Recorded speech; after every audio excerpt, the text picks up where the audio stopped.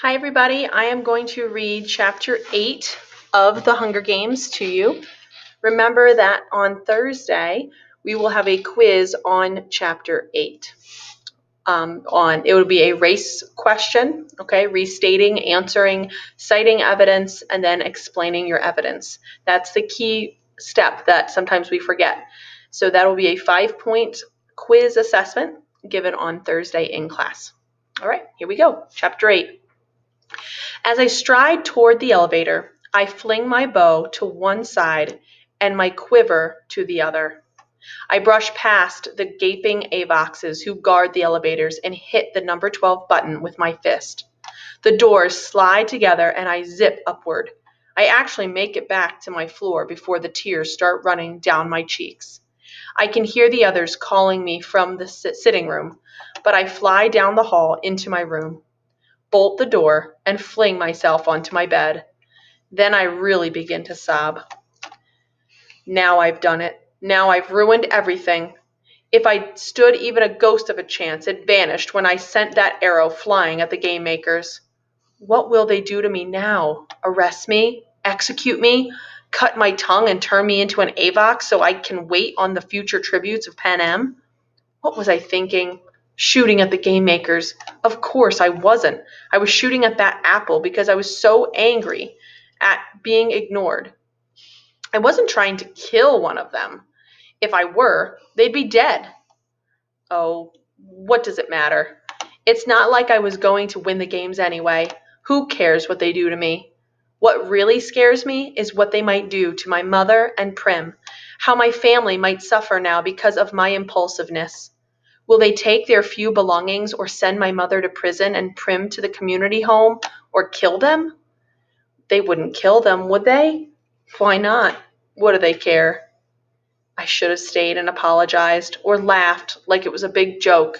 Then maybe I would have found some leniency. But instead, I stalked out of the place in the most disrespectful manner possible. Hamish and Effie are knocking on my door. I shout for them to go away, and eventually they do. It takes at least an hour for me to cry myself out. Then I just lay curled up on the bed, stroking the silken sheets, watching the sun set over the artificial candy capital. At first, I expect guards to come for me, but as time passes, it seems less likely. I calm down. They still need a girl tribute from District 12, don't they? If the game makers want to punish me, they can do it publicly. Wait until I'm in the arena and 6 starving wild animals on me. You can bet they'll make sure I don't have a bow and an arrow to defend myself. Before that, though, they'll give me a score so low no one in their right mind would sponsor me. That's what will happen tonight. Since the training isn't open to viewers, the game makers announce a score for each player. It gives the audience a starting place for the betting that will continue throughout the games.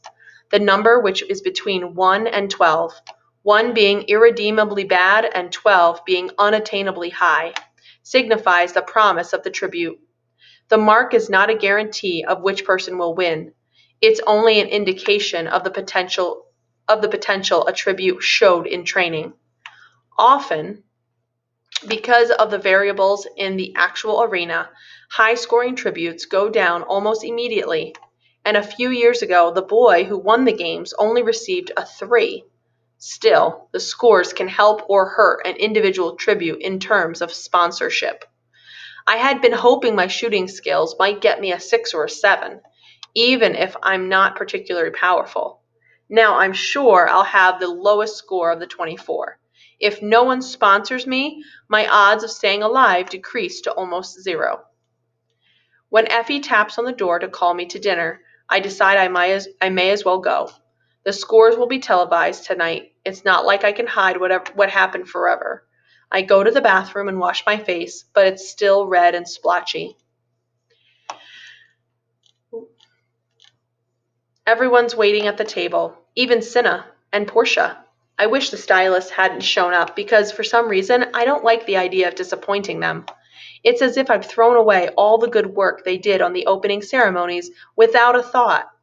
I avoid looking at anyone as I take tiny spoonfuls of fish soup. The saltiness reminds me of my tears. The adults begin some chit-chat about the weather forecast, and I let my eyes meet Peta's. He raises his eyebrows. A question. What happened? I just give my head a small shake. Then, as they're serving the main course, I hear Hamish say, "Okay, enough small talk. Just how bad were you today?" Peta jumps in. I don't know that it mattered. By the time I showed up, no one even bothered to look at me. They were singing some kind of drinking song, I think, so I threw around some heavy objects until they told me I could go. That makes me feel a bit better. It's not like Peta attacked the game makers, but at least he was provoked, too. And you, sweetheart? Says Hamish. Somehow, Hamish calling me sweetheart ticks me off enough that I'm at least able to speak. I shot an arrow at the game makers. Everyone stops eating. You what? The horror in Effie's voice confirms my worst suspicions. I shot an arrow at them.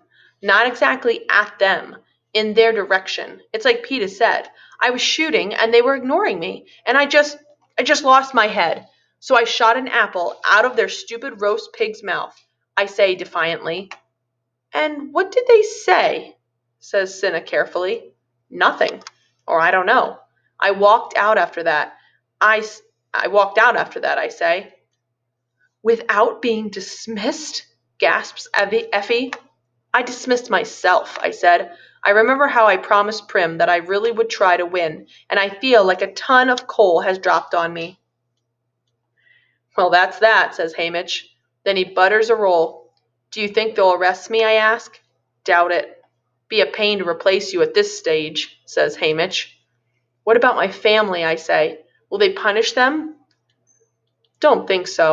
Wouldn't make much sense. See, they'd have to reveal what happened in the training center for it to have any worthwhile effect on the population. People would need to know what you did.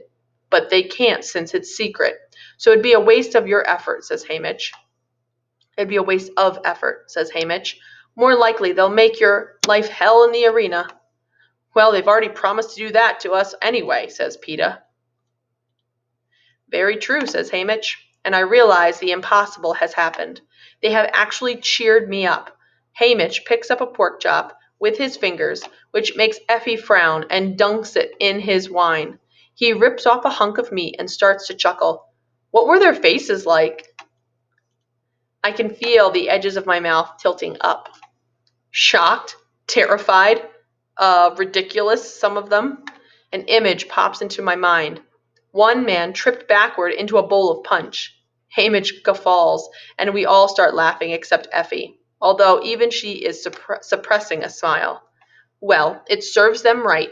It's their job to pay attention to you, and just because you come from District 12 is no excuse to ignore you. Then her eyes dart around as if she said something totally outrageous. I'm sorry, but that's what I think, she says to no one in particular. I'll get a very bad score, I say. Scores only matter if they're very good. No one pays very much attention to the bad or mediocre ones. For all they know, you could be hiding your talents to get a low score on purpose.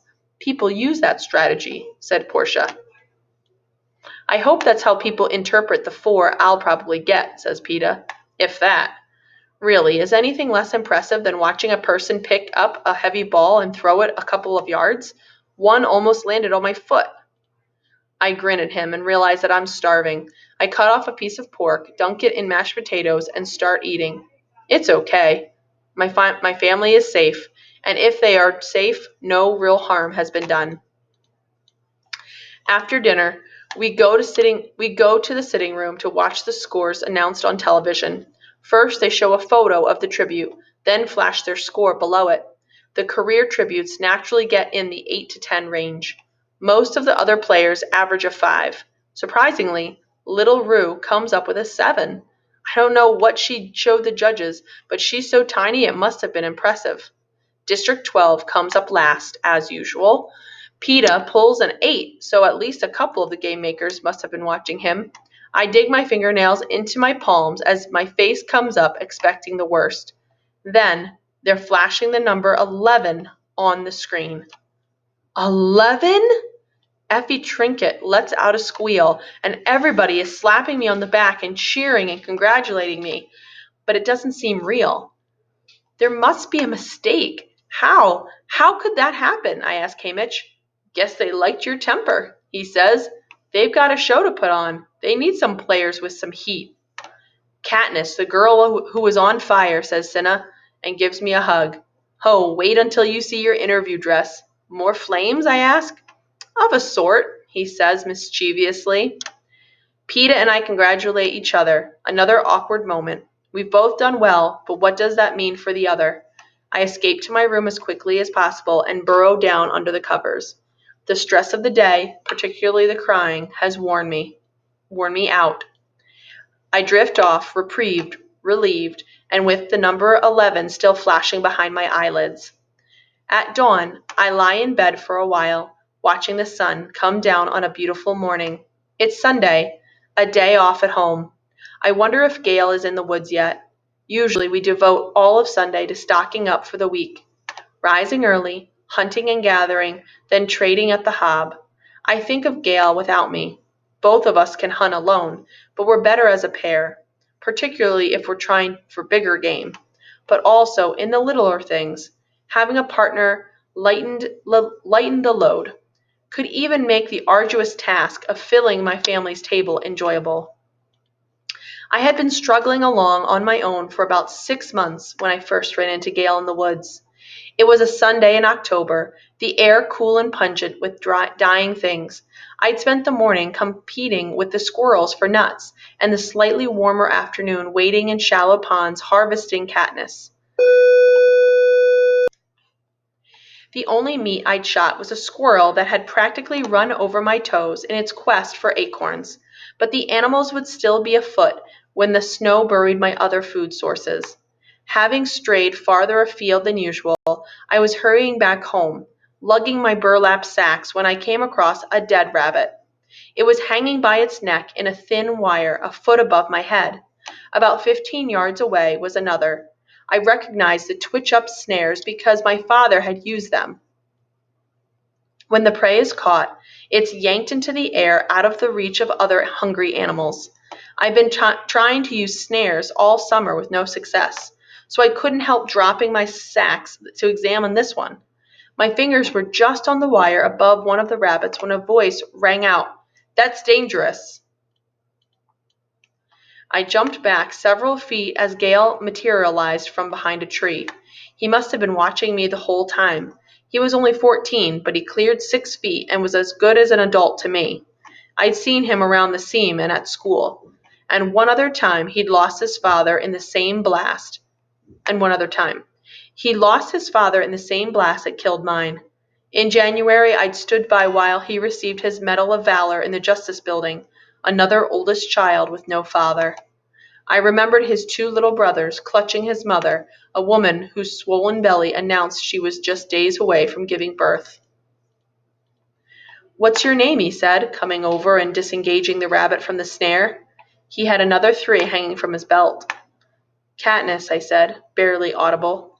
"Well, catnip, stealing's punishable by death, or hadn't you heard?" he said. "Katniss," I said louder. "And I wasn't stealing it. I just wanted to look at your snare. Mine never catch anything." He scowled at me, not convinced. "So where'd you get that squirrel?" "I shot it." I pulled my bow off my shoulder. I was still using the small version my father had made me, but I'd been practicing with the full-size one when I could. I was hoping that by spring I might be able to bring down some bigger game. Gale's eyes fastened on the bow. "Can I see that?" I handed it over. "Just remember, stealing's punishable by death." That was the first time I ever saw him smile. It transformed him from someone menacing to someone you wished you knew. But it took several months before I returned that smile. We talked hunting then. I told him I might be able to get him a bow if he had something to trade. Not food. I wanted knowledge. I wanted to set my own snares that caught a belt of fat rabbits in one day. He agreed something might be worked out. As the seasons went by, we grudgingly began to share our knowledge, our weapons, our secret places that were thick with wild plums or turkeys. He taught me snares and fishing. I showed him what plants to eat and eventually gave him one of our precious bows. And then one day, without either of us saying it, we became a team. dividing the work and the spoils, making sure that both our families had food. Gale gave me a sense of security I'd lacked since my father's death. His companionship replaced the long, solitary hours in the woods. I became a much better hunter when I didn't have to look over my shoulder constantly, when someone was watching my back. But he turned into so much more than a hunting partner. He became my confidant, someone with whom I could share thoughts I could never voice inside the fence. In exchange, he trusted me with his. Being out in the woods with Gale, sometimes I was actually happy. I call him my friend, but that last year it seemed too casual a word for what Gale is to me. A pang of longing shoots through my chest. If only he was with me now. But of course, I don't want that. I don't want him in the arena where he'd be dead in a few days. I just miss him.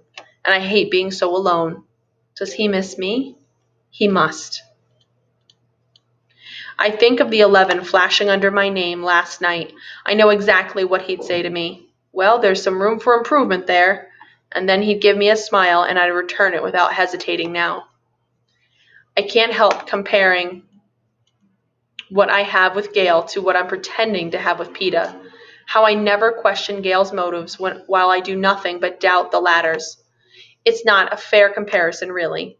Gale and I were thrown together by a mutual need to survive. PETA and I know the other's survival means our own death. How do you sidestep that? Effie's knocking at the door, reminding me there's another big, big, big day ahead. Tomorrow night will be our televised interviews. I guess the whole team will have their hands full readying us for that. I get up and take a quick shower, being a bit more careful about the buttons I hit, and head down to the dining room. PETA, Effie, and Hamish were huddled around the table, talking in hushed voices. That seems odd, but hunger wins out over curiosity, and I load up my plate with breakfast before I join them. The stew's made with tender chunks of lamb and dried plums today, perfect on the bed of wild rice. I've shoveled about halfway through the mound when I realize no one's talking. I take a big gulp of orange juice and wipe my mouth. So, what's going on? You're coaching us on interviews today, right? That's right, says Hamish. You don't have to wait until I'm done. I can listen and eat at the same time, I say. Well, there's been a change of plans about our current approach, says Hamish. What's that? I ask. I'm not sure what our current approach is. Trying to appear mediocre in front of the other tributes is the last bit of strategy I remember. Hamish shrugs. PETA has asked to be coached separately. And that is the reading of chapter 8.